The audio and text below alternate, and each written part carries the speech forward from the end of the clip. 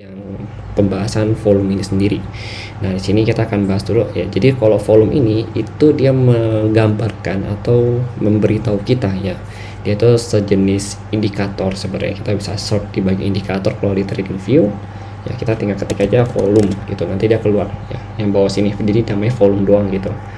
Nah, ini langsung keluar nanti dia volume seperti ini. Nah, ini sebenarnya ya volume ini tuh berguna kalau menurut saya untuk melihat tingkat volatilitas harga pasar. Jadi semakin banyak transaksi yang dilakukan di dalam pasar tersebut, maka volumenya juga akan semakin tinggi nantinya gitu. Nah, ini kalau kita perhatikan ya untuk sesi Asia ya dimulai dari jam berapa? Sesi Asia kan dimulai dari jam 5 ya. Nah, sesi Asia ini dimulai jam 5. Kalau kita lihat di sini, volume untuk sesi Asia sendiri itu cenderung lemah.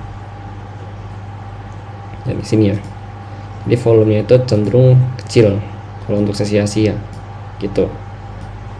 Oke, kemudian kita cari lagi untuk sesi Asia berikutnya di jam 5 ya. Di sini ada lagi. Nah, kalau kita perhatikan ya, ini udah dua nih sesi Asia punya volume. Kemudian ini kan tanggal 23, ini tanggal 22, kita tarik tanggal 19 ya. 19 Mei jam 5 juga. Oke, di sini.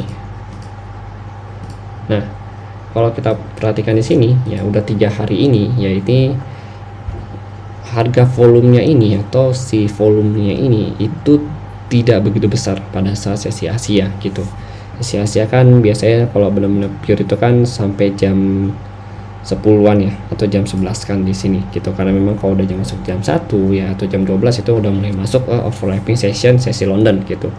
Jadi memang kalau untuk pure itu dari jam 5 sampai jam 12-an. Nah, ini kalau kita perhatikan untuk sesi Asia mulai dari tanggal 19, kemudian tanggal 22 dan tanggal 23 ya, ini dia cenderung kecil gitu untuk sesi volume tersebut gitu. Artinya si Asia ini tidak memiliki pergerakan cukup signifikan untuk si gold.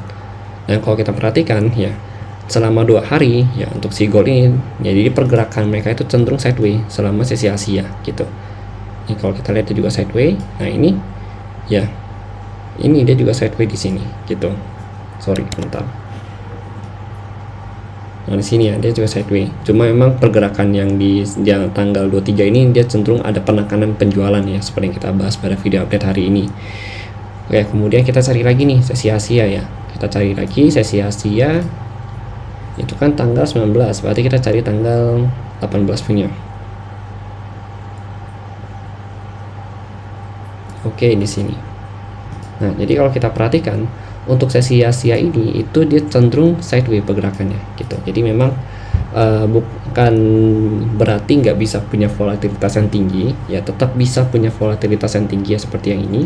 Cuma memang kebanyakan dari sesi Asia ini si gold ini cenderung sideways. Maka dari itu kenapa sih saya bilang untuk rekomendasi kita masuk ke sesi London ya, karena kalau kita perhatikan setelah sesi Asia ini lewat dan masuk ke sesi London ya yang ada di sini, kemudian ini juga masuk sesi London ya kan, kemudian ini juga masuk sesi London. Sebentar, sorry yang ini.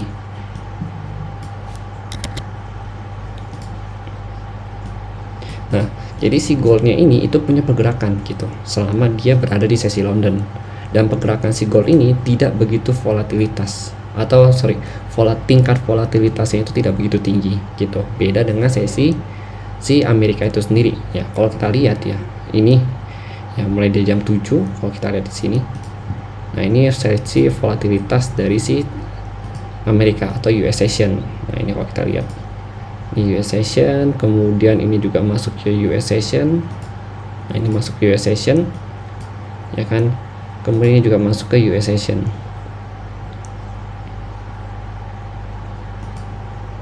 Nah, kita perhatikan candlenya ini walaupun dia sideways tapi dia punya wick yang cukup tinggi gitu. Artinya tingkat volatilitas dari si gold ini sendiri ya, atau si pair mata uang major ya, semua yang major, artinya kalau major itu berarti yang semua memiliki USD, baik itu USD di belakang ataupun USD di depan, itu sangat berpengaruh terhadap sesi US ini sendiri. Pasti volatilitasnya nambah gitu, soalnya memang itu sesinya dia gitu.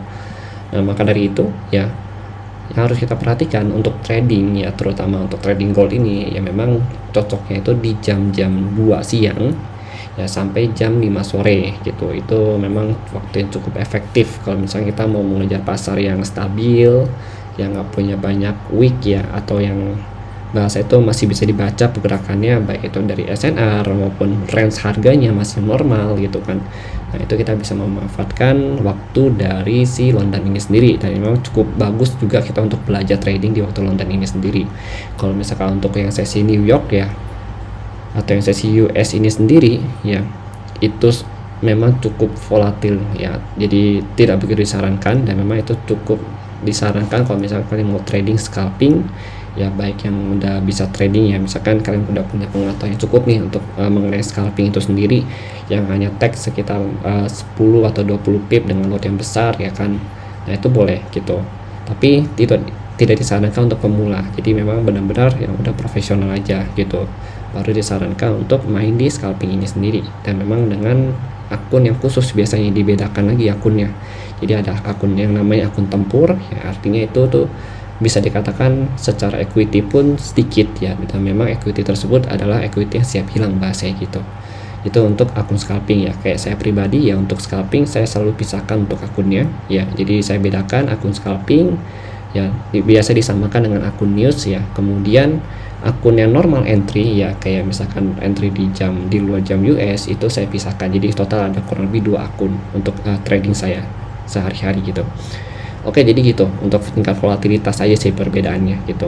Jadi memang itu harus kita ketahui juga mengenai jam-jam trading ini. Jadi dengan adanya video ini, mungkin kalau bagi kalian sudah tahu atau yang sudah terjun ke dunia trading, ini bukan video yang cukup menarik ya, tapi saya harap dengan ada video ini ya, saya tujuannya adalah untuk memberikan informasi kepada kalian baru terjun ke dunia trading dan baru tahu entry segala macam ya kan, dan perlu mengetahui juga mengenai jam trading di market ini sendiri, karena memang ini sangat berpengaruh terhadap tingkat volatilitas dan juga profit ya, terutama risk management yang ingin kita ketahui gitu, atau yang ingin kita ukur berdasarkan jam trading tersebut gitu, supaya kita juga mengetahui nih, oh saya lebih cocok trading di sesi Asia, atau saya lebih cocok trading di sesi London karena mau lebih santai, atau saya suka scalping, saya berarti cocoknya itu trading di sesi US ya gitu.